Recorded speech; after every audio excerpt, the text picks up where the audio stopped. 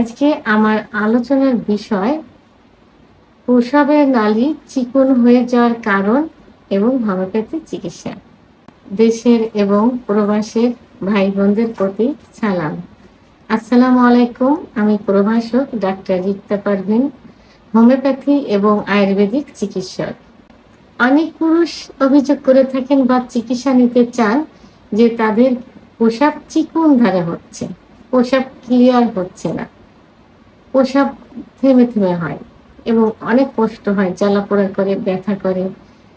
তো এই এই অভিযোগগুলো দিয়ে থাকি। এই যে প্রস্রাব ক্লিয়ার না হওয়া, প্রস্রাব চিকন ধারে হওয়া, ব্যথা জ্বালা যন্ত্রণা, এটাকে মূত্রনালীর সংকোচন বলা হয়ে থাকে।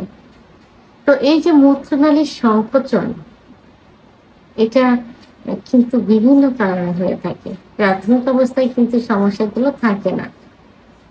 তো এটা প্রাথমিক অবস্থায় যেটা হয়, যখন ছোট থাকে, দেখা গেল যে বয়স ৩-৪ মাস কি ১ বছর ২ বছর, তখন যদি বাচ্চাদের এটা হয়, সেটাকে তখন ফাইমোসিস বলে। তো এটা চিকন ধারে প্রস্রাব হয়, তখন কি হয়, মুসলমানি দিয়ে দিলে এটা কিন্তু ঠিক হয়ে যায়। আর বড়দের যাদের হয়, তাদের এটা বিভিন্ন কারণে হয়ে থাকে। প্রধান যে কারণ সেটা হলো যে যেসব পুরুষের সিফিলিস গনোরিয়া থাকে এবং সিফিলিস গনোরিয়া থেকে ভিতরে যে ইনফেকশন হয় এবং পুজ বের হয়, প্রস্রাবের নালীতে যেখানে ক্ষত হয় সেখানে মাংস বৃদ্ধি পেয়ে যায়। বৃদ্ধি পেয়ে ধীরে ধীরে কি হয়, মূত্রনালী সংকুচিত হয়ে থাকে। এটা বিভিন্ন উপায় হয়, যেমন পুরুষ যদি অবৈধ মেলামেশা করে এবং অতিরিক্ত করে থাকে, একাধিক মেয়ের সঙ্গে অবৈধ সম্পর্কে জড়িত হয়, তাদের এই সমস্যাগুলো বেশি হয়ে থাকে। এবং যারা অতিরিক্ত হস্তমৈথুন করে থাকে এবং অতিরিক্ত হস্তমৈথুন এবং অতিরিক্ত নেশা বা নেশা, ধূমপান, মদ্যপান এগুলো করে থাকেন, এগুলো যাতে নেশায় পরিণত হয়ে গেছে অলরেডি, তাদের ক্ষেত্রে এগুলো বেশি হয়ে থাকে। আবার যেসব পুরুষ অতিরিক্ত ঠান্ডায় বা অতিরিক্ত গরমে দীর্ঘ সময় বসে কাজ করে, তাদের ক্ষেত্রে এই সমস্যাটা হয়ে থাকে। আর এই মূত্রনালী সংকুচিত হয়ে যাওয়া কিন্তু খুব কঠিন একটা বিষয় এবং এটার জন্য তারা অনেক কষ্ট ভোগ করে থাকে। এই মূত্রনালী সংকুচিত হতে হতে একটা সময় দেখা যায় যে প্রস্রাব এঁটে যায়, প্রস্রাব বন্ধ হয়ে যায়। তখন প্রস্রাব করার সময় অত্যন্ত ব্যথা করে, অত্যন্ত জ্বালাপোড়া করে, অনেক কষ্ট উপভোগ করে। একটা সময় দেখা যায় যে প্রস্রাব বন্ধ হয়ে যায়। বন্ধ হয়ে গেলে কি হয়, পেট ফুলে যায়, পেট ব্যথা করে। তো ওই মুহূর্তে কি ক্যাথিটার পরাতে হয়। ক্যাথিটার ৭ দিন পরানোর পর কারোর স্বাভাবিক হয়ে যায়। কিন্তু যদি ক্যাথিটার দীর্ঘদিন পরিয়ে রাখা হয়, বাডিয়া ক্যাথিটার যেগুলো থাকে সেগুলো ৩ সপ্তাহ পর্যন্ত পরানো যায়, তারপরে ঠিক হয়ে গেলে যথেষ্ট। কিন্তু যাদের ঠিক হয় না, দীর্ঘদিন পরিয়ে রাখা হয়, তাদের কিন্তু পরবর্তীতে ভিতরে ইনফেকশন হয়ে যায়, ক্যান্সার পর্যন্ত হয়ে যেতে পারে। তো এই ক্ষেত্রে পুরুষের এই মূত্রনালীর সংকুচিত হওয়ার কারণে কিন্তু অনেক ব্লিডিং হতে পারে। তো এই জন্য এদেরকে সচেতন হতে হবে, অবৈধ মেলামেশা থেকে দূরে থাকতে হবে। সিফিলিস গনোরিয়ার জীবাণু যেন সংক্রমিত হতে না পারে, নিজেদের সেক্ষেত্রে সেফ রাখতে হবে, প্রোটেস্ট ব্যবহার করতে হবে। সব থেকে উত্তম ইসলামের দৃষ্টিতে যেগুলো সব থেকে গুনার কাজ, সেগুলো থেকে দূরে থাকতে হবে।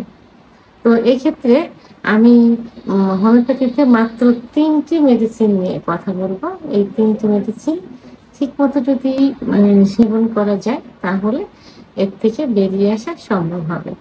প্রথম যেটি বলবো সেটি হলো থুজা।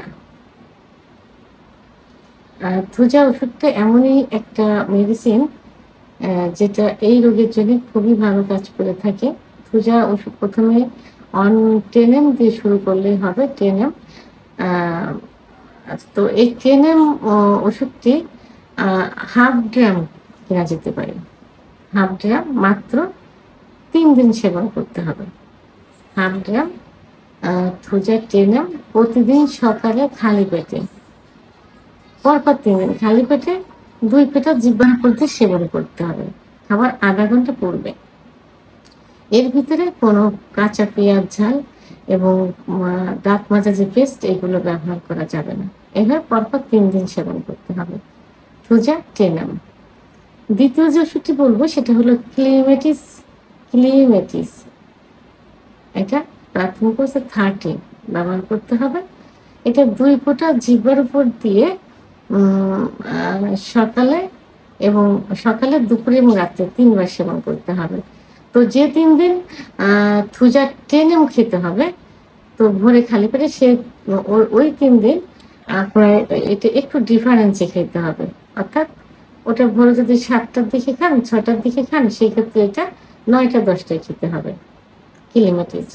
কিন্তু থুজা যখন শেষ হয়ে যাবে তখন কি করবেন, এটা সকালে খাইতে পারেন 8টা 9টা আর 7টা 8টা খেতে পারেন। তো ক্লিমেটিস 30 2 ফোঁটা জিহ্বার উপর দিয়ে সকালে, দুপুরে এবং রাত্রে 3 বার সেবন করতে হবে 15 দিন। 15 দিন যদি আশানুরূপ রেজাল্ট না আসে সেক্ষেত্রে 3 সপ্তাহ সেবন করা যেতে পারে। এই ক্লিমেটিস ইরেক্টা কিন্তু যাদের প্রস্রাবের নালী সংকুচিত হয়ে গেছে তাদের ক্ষেত্রে ম্যাজিকের মতো কাজ করে থাকে। আচ্ছা, তৃতীয় যে ওষুধটা বলবো সেটা হলো ক্যান্থারিস মাদার টিংচার। ক্যান্থারিস সম্পর্কে কিন্তু অনেকেরই হোমিওপ্যাথি যারা অনুরাগী হোমিওপ্যাথি পছন্দ করে থাকেন তারা ক্যান্থারিস সম্পর্কে সবারই ভালো ধারণা আছে। প্রস্রাবের ক্ষেত্রে এটা খুব ভালো কাজ করে থাকে, বিশেষ করে যারা প্রস্রাব ইউরিন বার্ন, প্রস্রাবের জ্বালাপোড়া যাদের থাকে। তা সেক্ষেত্রে ক্যান্থারিস 10 ফোঁটা ঠান্ডা পানি সহ দিনে 3 বার সেবন করবেন, সকালে, দুপুরে, রাত্রে। প্রথমে 1 মাস সেবন করুন ক্যান্থারিস মাদার 10 ফোঁটা ঠান্ডা পানি সহ 3 বার। এভাবে 1 মাস, থুজা 3 দিন, ক্লিমেটিস ইরেক্টা 15 দিন এবং বর্ধিত অবস্থায় অর্থাৎ যখন সেইভাবে ক্লিয়ার না হবে 3 সপ্তাহ সেবন করতে পারেন। ক্যান্থারিস 1 মাস। এভাবে সেবন করুন এবং পরবর্তীতে আবার যে ডোজ খাইতে হবে আমার সঙ্গে যোগাযোগ করবেন অথবা নিকটস্থ একজন অভিজ্ঞ সম্পন্ন রেজিস্টারকৃত হোমিওপ্যাথি ডাক্তারের শরণাপন্ন হতে পারেন। সেক্ষেত্রে কমেন্ট বক্সে লাস্টে 58 নাম্বার আমার পার্সোনাল নাম্বার, আমার সঙ্গে যোগাযোগ করলে হবে ইনশাল্লাহ। ভিডিওটি সম্পর্কে যদি কোনো মতামত থেকে থাকে অবশ্যই কমেন্টসের মাধ্যমে জানাবেন। আর ভিডিওটি ভালো লাগলে লাইক, কমেন্ট, সাবস্ক্রাইব করে আমার সঙ্গে থাকুন। আল্লাহ হাফেজ।